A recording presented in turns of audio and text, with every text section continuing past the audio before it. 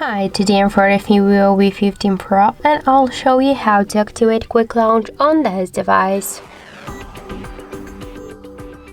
So if you wanna use the double press of down volume button like quick action to open the camera app or torch or another applications, and you don't know how to do that, you should open first the settings, then scroll down to the shortcuts and accessibility and tap to quick action.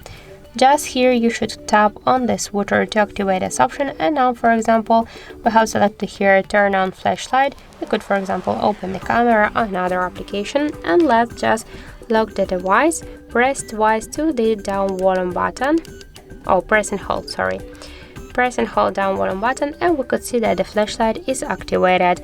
To turn it off, just by the same way, press and hold down volume button, and that's it. So thank you for watching, and if you find this video helpful, leave thumbs up and subscribe.